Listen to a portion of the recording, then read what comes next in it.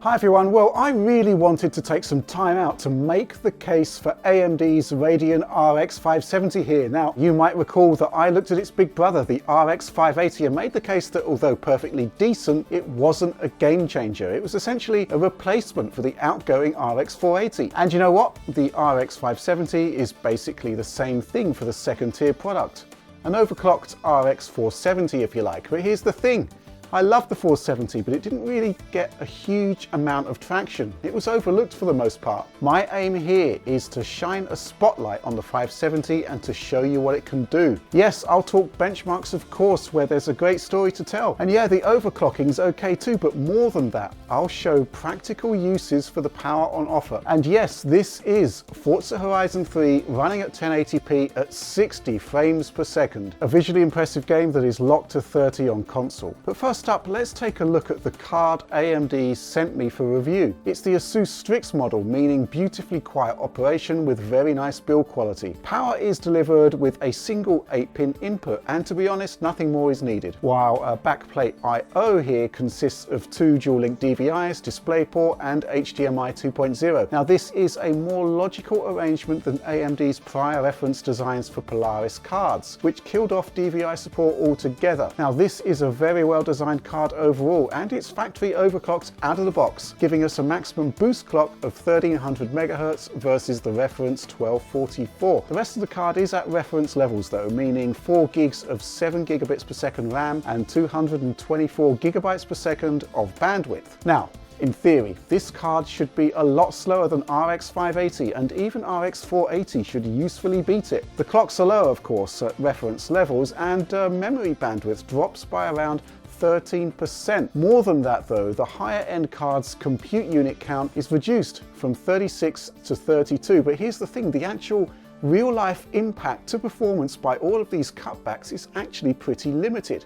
So let's do a bit of a three-way here with the Asus RX 570 here compared to an MSI 580 and the reference 480. Now Crysis 3 is always great for stress testing GPUs, and here we find the 580 is about 11% faster than the 570, while the reference 480 is only 2% ahead of the new 570. In actual gameplay, I reckon you'll struggle to tell the difference with the older Polaris card, while the main benefit in real-world gameplay with the 580 will only really be felt when performance is impacted hardest. Moving over to the division in DirectX 12, there's a similar pattern.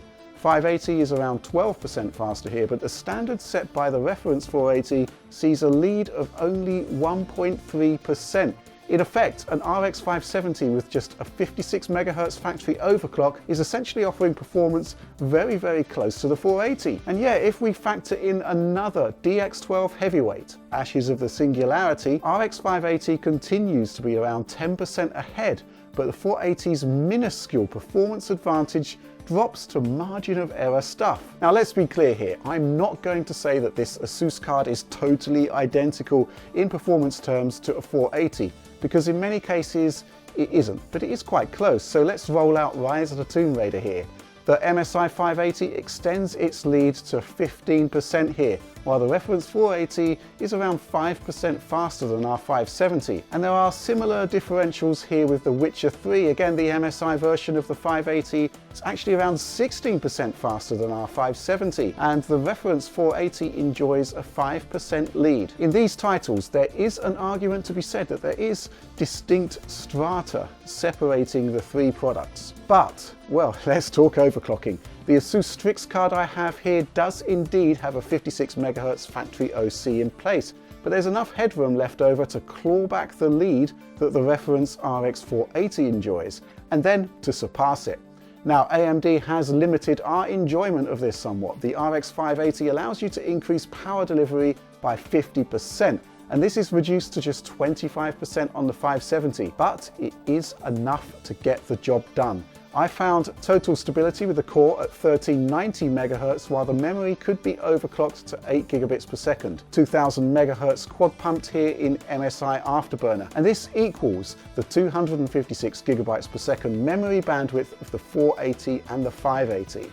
Now, every card will vary of course in terms of its overclocking prowess, but I think the overclocking headroom should be there to at least hit 480 levels of performance. Certainly with our settings, we get there and then some. Now sometimes we just about claw our way to RX 480 levels of performance. So with Cry Primal here, we're about 2.7% faster than the 480 with the overclock in place, overhauling a 5% deficit without the overclocking effect. Ashes of the Singularity sees the overclock 570 power ahead of the 480 by around 4.6%, which is nice. While Rise of the Tomb Raider also sees the overclock 570 inch ahead of the 480 by around 2.4%. Yeah, so it's not a revelatory increase overall compared to the 580, but in almost all cases, it moves the 570 into a kind of mid-ground between the 480 and the 580. But remarkably, this is only a 7 to 11% increase in performance across our suite of games. It's not a vast overclocking margin, but there's enough here to achieve two purposes. First of all, if you're tweaking settings for a locked 60 frames per second, that additional overhead will keep you more consistently at your target frame rate. And secondly, yes, there's actually a kind of psychological victory here, knowing that your second tier Radeon is a touch faster than the flagship 480 that launched just 10 months ago. And let's continue to talk about the value story, because price-wise, the 570 fits somewhere at a midpoint between the GTX 1060 3GB version and the 1050 Ti. Now, up against the cheaper Nvidia card, it's really no contest. You're kind of looking at extra 50% worth of performance, but generally the cut-down 1060 tends to inch ahead in DX11 games, while the 570 has an advantage with DX12. I'm kind of thinking that both versions of the GTX 1060 should get a price adjustment to tally more closely with the 570 and 580, but then again, Nvidia's cards seem to keep selling like hotcakes regardless, and they've always been more expensive. But getting back to the RX 480 comparisons, what I will say is that while your compute power exceeds the 480, you're still running with 4 gigs of RAM. This might cause issues with games that utilize 4K textures, like Rise of the Tomb Raider for example, but dropping from ultra quality down to high isn't exactly a hardship, and you should always be at least on par with console quality assets with a 4GB card. And that's fine for 1080p gaming generally, but the difference is that the RX 570 has the horsepower to take you far beyond PS4 and Xbox One levels of performance. And you don't need to surround your GPU with the latest and greatest PC technology either. I've lashed up a system here based on a 3.2 GHz i5 6500. With the RX 570, you get something that consoles can't deliver, 1080p 60 gameplay. Let's go back to Forza Horizon 3. Annoyingly, this game still needs a bit of work on PC in terms of stability, but when it works as it should, it looks sensational. We're running at ultra settings here without even overclocking the RX 570, and we've dialed back just 2 settings. We've had to disable MSAA in favor of FXAA, and we've turned off the 4K textures, so we're on high there, which is essentially console equivalent. 1080p, 60 frames per second, nice. So what about these glitches then? Well, I don't recall this happening when I played the game at launch, but I'm pretty sure it's not the RX 570 to blame. But that said, the latest AMD driver, bizarrely, has sent loading times on this title shooting up to stratospheric levels. So who knows? Next up, The Witcher 3 from CD Projekt Red. Ultra settings, no hairworks of course, and to iron out remaining drops below 60 frames per second, we dropped grass density, foliage visibility range, and detail level down to high. Now, we use this game for CPU and GPU testing where super high frame rates can expose GPU, CPU, and even memory bandwidth limitations. But using a 60 frames per second limit, VSync essentially, you actually get to see how well optimized this game is when you're not trying to push your components to breaking point. And whether we're out in the open world or taking a gallop through the taxing Novigrad city stage, we're not breaking that 60 frames per second lock here. The RX 570 is delivering. Now let's move on to another console game that runs at 30 frames per second that we can crank up to a full 60 with the RX 570. That would be Square Enix's Rise of the Tomb Raider. Now I've teased some 60 frames per second footage of this earlier, but how did we do it? I mean, this is a notoriously hard game to run at high frame rates. Well, our plan here was pretty simple. We looked at the console versions of the game to see how they achieved their locked 30 frames per second, then brought those presets across to PC. So we're at 1080p with with high settings as a base, then we turn off sun soft shadows, disable tessellation, and drop anisotropic filtering to 4x. Yes, this is one of the few PC games where dropping AF is a must to achieving solid frame rates, quite possibly owing to the inclusion of parallax occlusion mapping, which can hit performance hard in combination with high levels of AF. But here's the thing, PS4 Pro does actually have a 1080p performance mode on similar settings, and as you can see, it's nowhere near the locked 60 that we have here on our PC. Now, we've used the geothermal valley here as a stress test area, and pretty much if it works here, it should work well across the entire game. Now, let's take a look at Watch Dogs 2. 1080p here, high settings, texture filtering and terrain quality set to ultra, and with screen space reflections disabled. Oh yeah, and the horrendously taxing San Francisco fog effect, well, we've turned that off too. Now here we're on par, if not better, in terms of visual settings compared to the consoles, and running unlocked we can actually hit 60 to 80 frames per second. So a 60 frames per second lock is possible here on a console game that targets half that frame rate. Now we're using the overclock here for additional stability. It essentially allows us to remain locked at 60 with VSync enabled. Nice. But obviously there are a decent amount of console games out there already targeting 60 frames per second.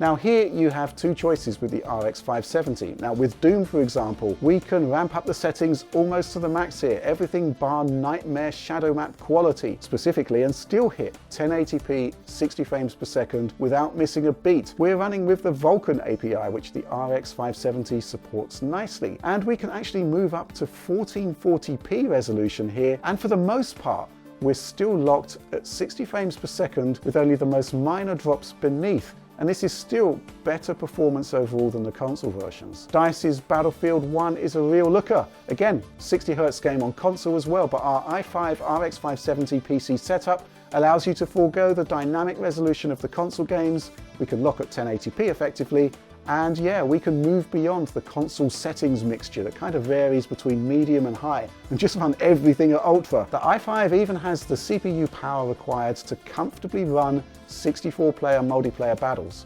And well, that basically means that it's a win-win all round. And here's another console game that runs at 60Hz, Call of Duty Infinite Warfare. Yeah, this one gets some heat, but I really enjoyed it actually, and the optimization level is generally superb. So yes, you can run this one maxed out on the 570 at 1080p with no problem whatsoever. But with the overclock in place, you can actually use the resolution scaler at 140% for super sampling. So internally, we're kind of rendering at 2688 by 1512 before downsampling to 1080p. You get the odd frame rate drop in cutscenes, but gameplay is solid. So yeah, this is another game that should run just fine at 1440p based on these tests. So what's the takeaway here? Well, PS4, Xbox One are effectively PCs in a box, and the specs of those consoles helps to define the baseline of a great experience on most multi-platform games. But the CPUs in those boxes are weak, and the GPUs are getting on now. The RX 570 essentially offers you at least 2 times the real-world rendering power of those machines, and far more than that in terms of your notional teraflops. Pair the RX 570 with a decentish modern i5, and you effectively have a PC that offers the experience that the likes of Project Scorpio and PS4 Pro have sidestepped. So yeah, 4K is pretty much off the table, but there's a highly worthwhile alternative, 1080p gameplay at 60 frames per second. If there's one weakness with the 570, well, I kind of think it needs to be a £150, $150 GPU to really make an impact. Right now, it's just a bit too expensive, to the point where getting a decent factory overclocked RX 470 might actually be the better and certainly the cheaper bet. But that's where I'm going to leave it for now. I hope you found this video useful. I certainly had fun putting it together. So please like, subscribe, follow us on Twitter, and consider supporting the Digital Foundry Patreon if you value what we do. But from me, for now, thanks for watching.